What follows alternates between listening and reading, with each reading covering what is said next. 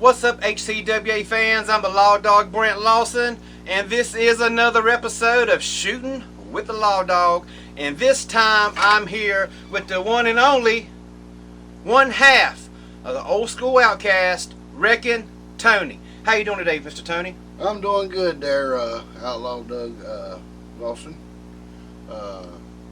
You caught me on a relaxed day.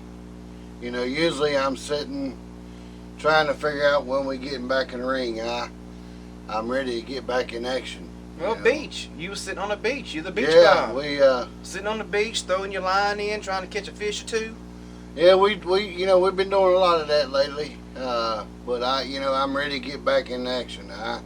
I've been waiting to get back in action. So I'm getting frustrated sitting at home. Being on the beach is fun, but I'm ready to get back into action and bust some heads. Yeah. All right. Hey man, who got you into wrestling? Well, that's a long story. I met a couple of people when I was about 14, 15 years old. Me and James and Michelle, and we started hanging out with a guy named Ken Spence. And they just, they told me, said, okay, said, look, got a sport for you. I was like, okay, I done it in high school. I wrestled, that kind of style, and I was like, oh man, let's try something else different. So I went to training that day, and where we went was a place in Winston, and the building, I'm going to tell you, when you go in this building, the steps was like, I don't know, it's zigzag this way, zigzag that way. You get up the stairs, and every time you walked across the floor, you felt like you was going to fall to the bottom. I get in this building, and I'm looking, and I'm like, oh boy. And there's finally a daggone ring that had ropes around it, and I'm like, man, okay, this is cool. I might like this kind of sport. So I seen people start chopping people. I was like, yeah, I'm definitely going to like it. And I started laughing. What about when you got your first chop yourself? Man, that's what I'm getting to. Yeah, when you laugh at people, oh, Lord have mercy, that's the worst thing to do. Karma. Because, karma, when it comes to karma, oh my God, I laughed at these people. And they said, okay, you want to laugh, you think it's funny. And I said, no, I don't think it's funny. Well, they got me. They tore my chest up. It was so black and blue and purple and green and all that. I went home. Mama said, what happened to you? I said, oh, Mom, I don't want to tell you. So I went back the next day, and I learned my lesson about laughing. So I just got in business. We started, man. I mean, it cost me $1,500 a train. And I liked it. I started real hard. I mean, I trained day and night. Now, my first match, it was fun. I can't remember all of it, but I remember some of it. Back in the days, you had the greats. You had Ric Flair, Ricky Steamboat, Jay Youngblood, Wahoo McDaniel, and all them. They was, Ric Flair wasn't with us, but we seen him. And I went to Rick Steamboat's chopping school. And Manny Fernandez, I go to his camp on the weekends and wrestle. Manny Fernandez? Mm-hmm. Oh, yeah, Wayne every Taylor weekend. mentioned his camp. Every weekend, man, he had a place up there in Concord. We'd go up there on the weekends, and it was a big old tent that you'd go out there, and Wahoo and everybody else was there. Oh God! Oh man, it was a blast. I mean, it was fun. That was back in the late '80s and '90s, as far as I can remember. But them were the good old days. I noticed you didn't mention any of the WWF wrestlers when you mentioned, some wrestlers a little while back.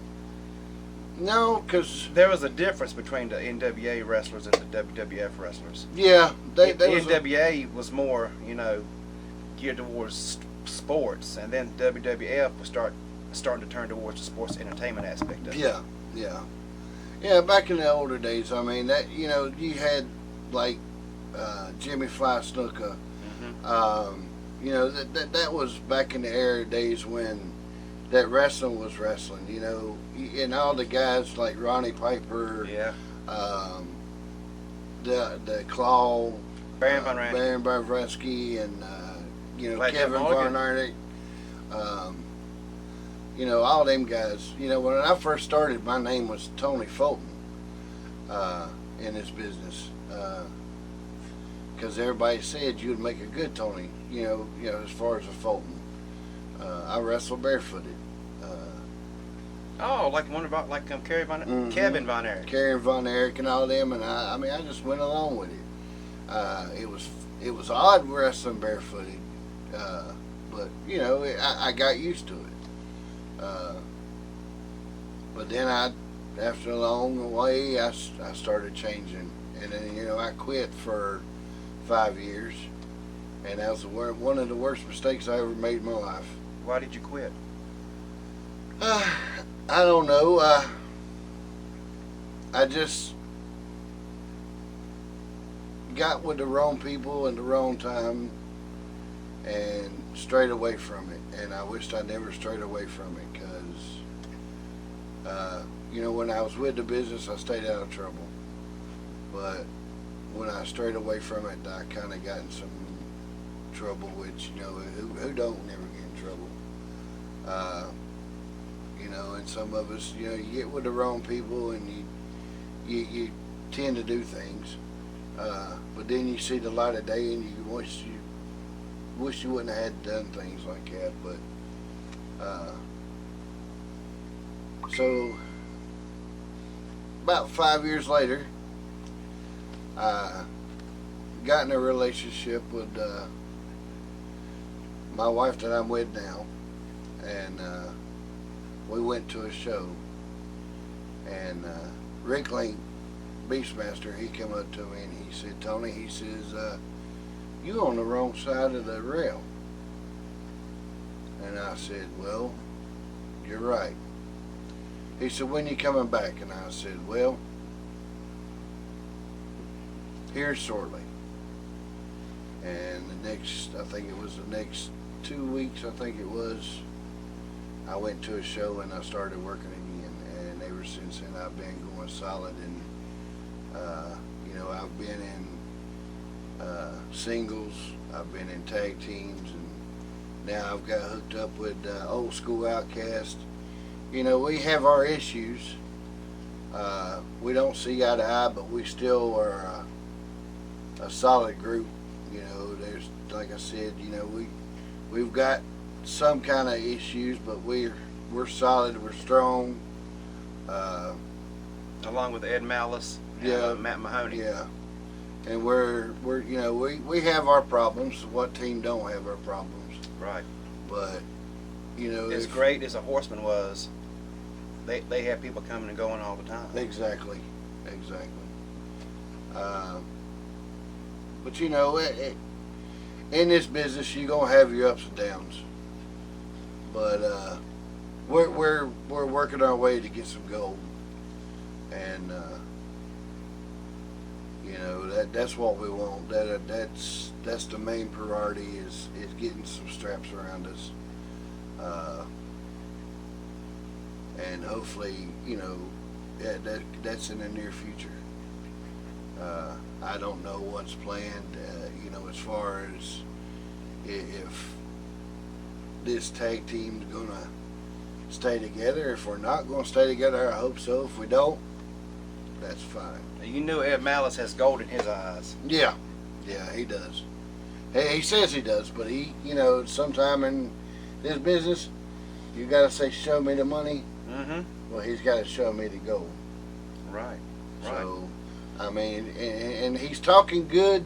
And like I said before, you know, we do have our problems, but we are solid. And I mean, we stick behind it when business is time to do business. You know, we're solid as a group when it comes time to be solid. So that's all I can say about that. Who gave you your first big break?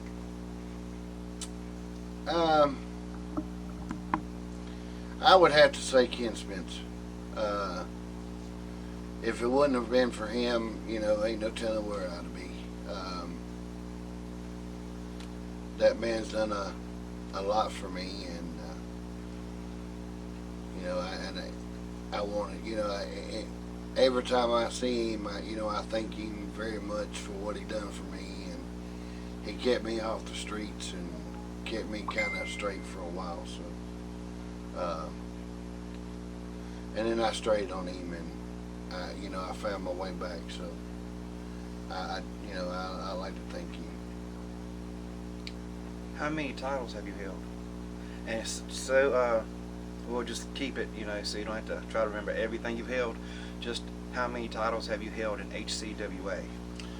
Well, in HCWA, I haven't held no titles yet. I went up for many title shots. I went for the hardcore, or whatever they call it. I think it's the hardcore title, or the Carolina Classics. Yeah, I went for the Carolina Classics, the 24 thing that, or whatever, Anarchy champion. Anarchy, yeah. Yeah, I went up for that. Now Tag belts.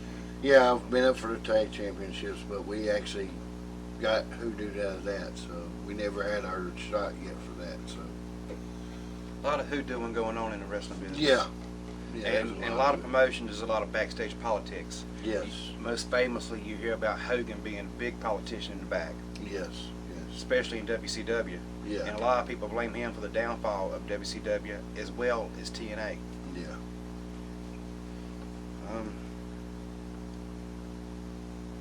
Have you ever been a hardcore wrestler, or do you prefer to keep it a straight wrestler?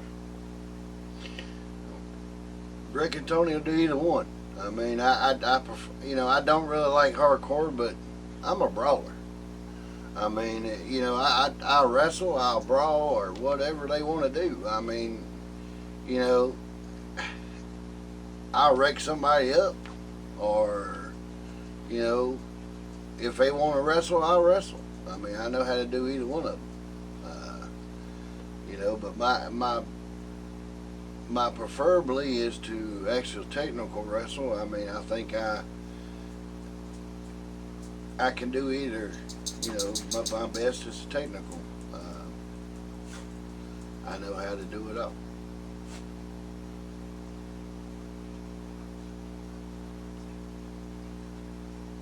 Who were your influences? Well, I'd have to say in this sport, my number one influence would be Ricky Steamboat. Number two would actually be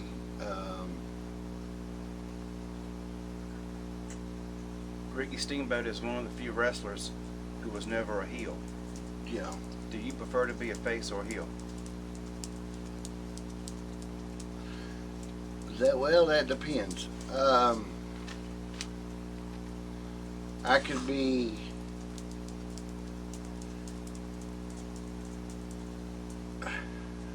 It don't really matter to me, because the fans are what makes us. It's not the sport that makes us, it's the fans. If they wasn't no fans, we wouldn't have no wrestlers anyway. Because the fans, they either gonna like you or they gonna hate you. And if you don't give the fans what they want, then to my eyes, you're nothing. I mean, so there's some of them that hate me, there's some of them that love me. And there's some of them that just can care less, But that's their opinion. I mean, everybody has opinions. The ones that love you and the ones that hate you, when you evoke that emotion from the fans, you're doing your job. Yes, exactly. Either way it goes.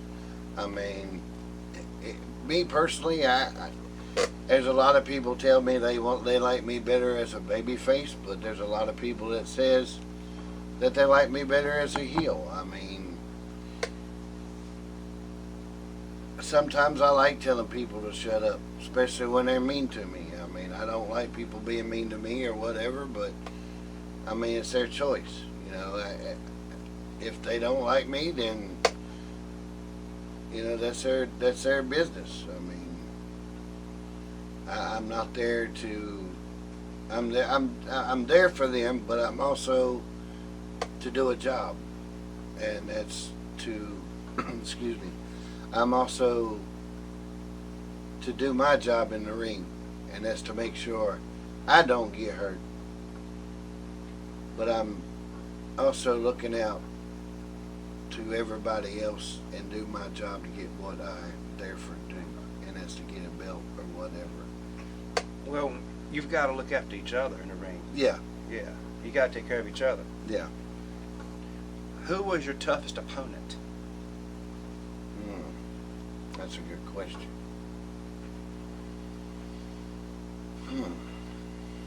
Since you don't have to remember all these titles and stuff, you can go with every promotion you've been with instead of just HCWA. Who is your toughest opponent overall in your career so far?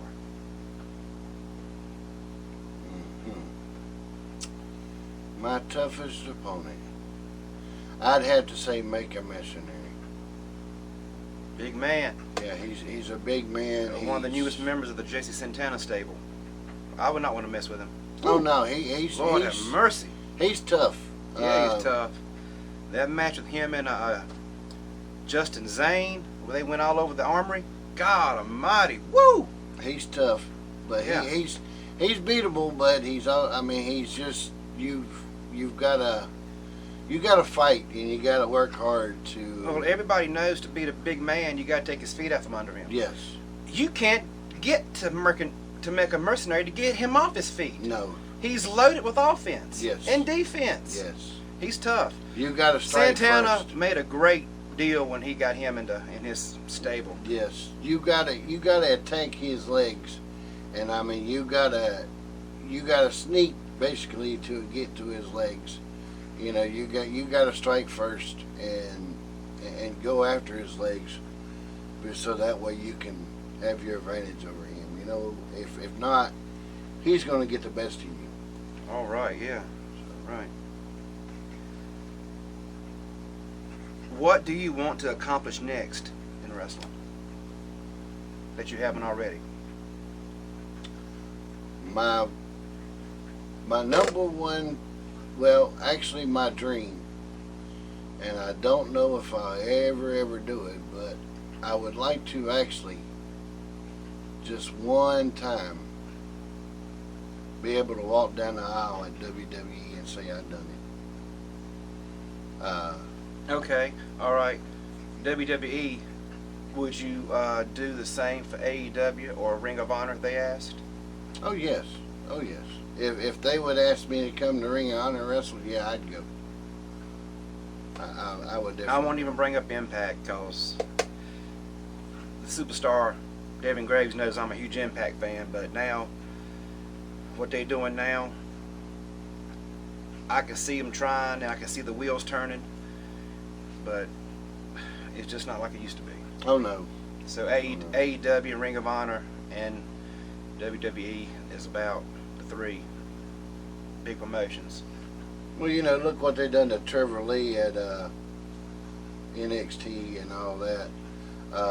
You know, Trevor Lee, they changed his name to Kevin Grimes, and put a hat on his head and all that. And I mean, Lord have mercy, have you seen the difference in that guy? His attitude, his weight has gotten bigger. I mean, his whole outlook is just totally different. I mean, it's just like he's a completely different guy from what he used to be at CWF. And I don't know if it's what he was supposed to do or what, but I mean, he's just a completely different guy. You know, I've met a lot of nice people in this business, and I mean, you meet a whole lot of different kind of people in this business. Uh, you meet nice folks. Sometimes you don't meet that nice of people. You know, there's different groups of people that like different organizations that when they come to a show, they sit in one section, and then you got one group that sits over here, and they all stay in a bundle. But then you got, you know, everybody else. When you come in a dressing room, that's where you find out who's got the respect and who don't. If I'm sitting in a locker room and a man don't come up and shake my hand, then I look at that as a disrespect thing. Because always when I go in the locker room, I shake everybody's hand and tell them who I am, or you know, say, hey, how you doing? And I tell them my name's Wreckin Tony, or you know, or whoever. And most people know me, which they know me as Beach Bum, or because I've been known as Tony Fulton. I've been known as the Beach Bum. I've been known as Wreckin Tony, and that's my name now, is Wreckin Tony. But I have, you know, I've had 3 different names.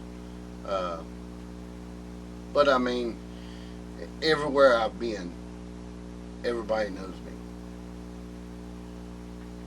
And I had, you know, I've had my grandson wrestle with me. When we first started, me and him was a tag team. He would come and do a tadpole splash in a 619. You talking about a pop? Oh my God, that right there stole the show.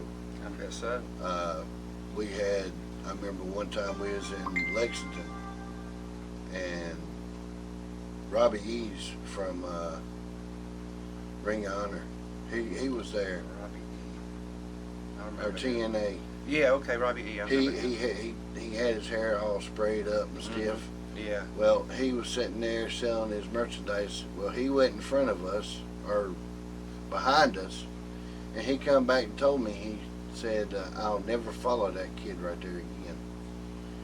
He said, because they didn't care if I was here or anything, because he stole the show.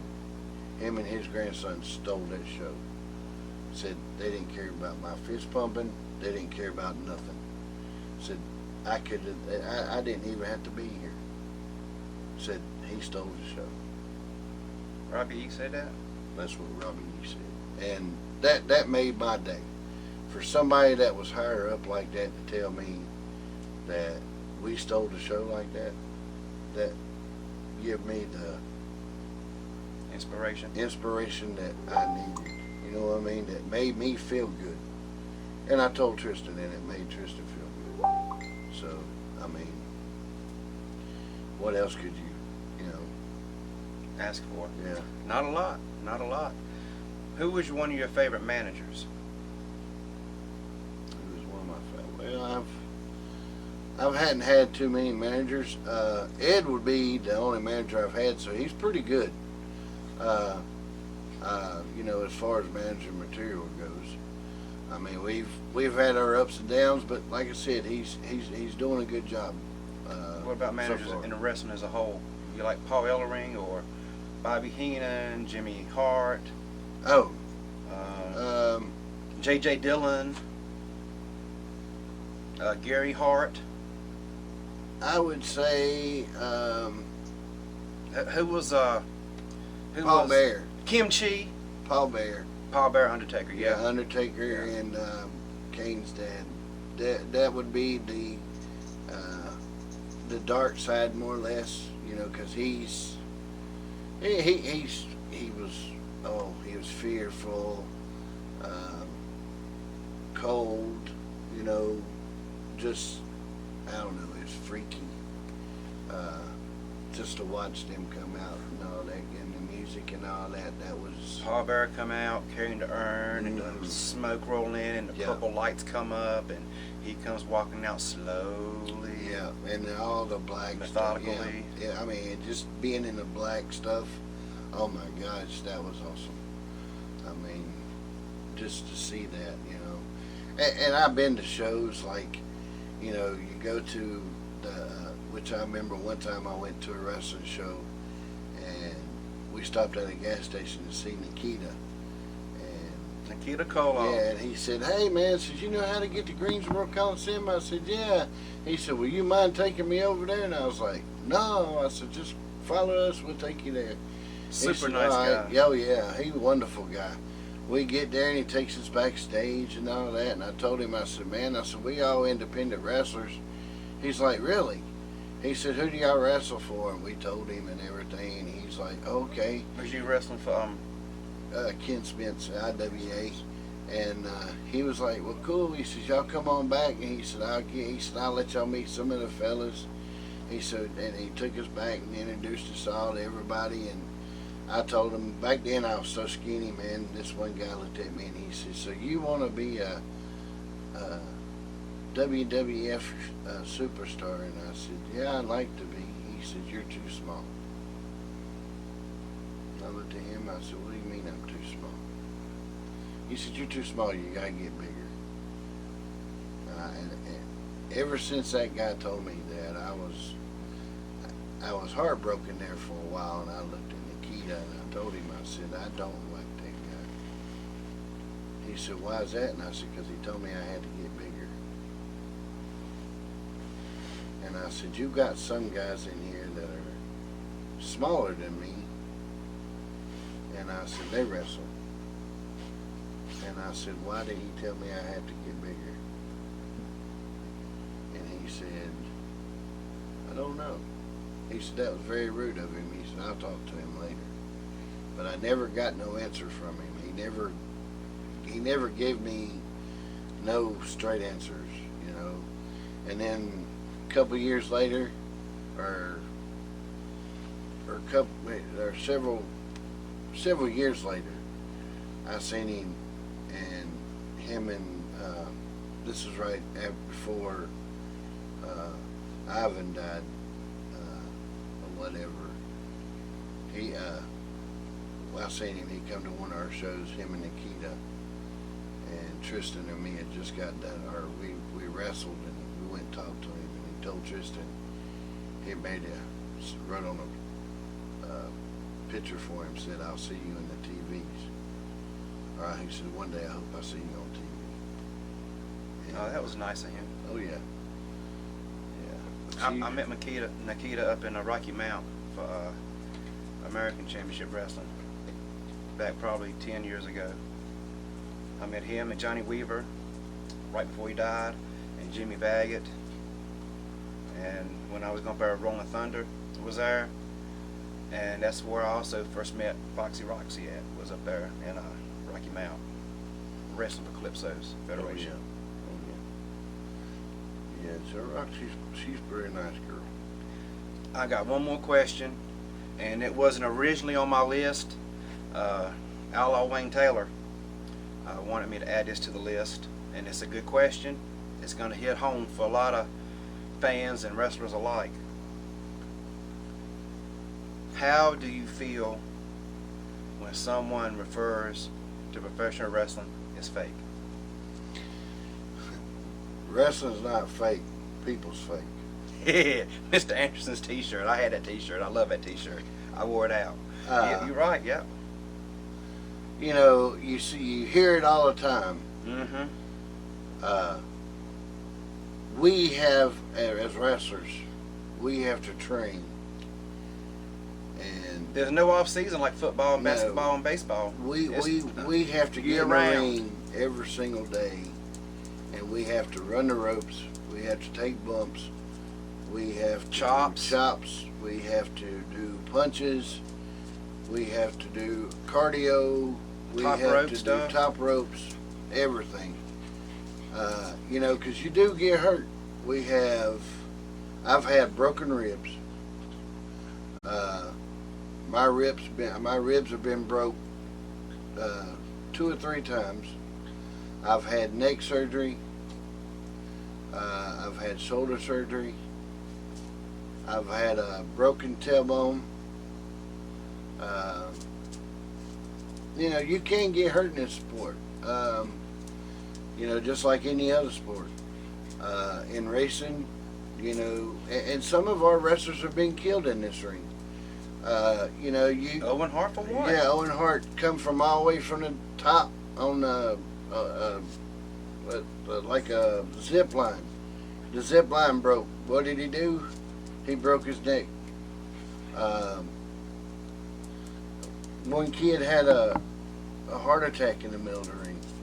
You know, if you don't take care of yourself, you can seriously get hurt. And I mean, people think it's fake, but they're the ones that are fake, not us. Right.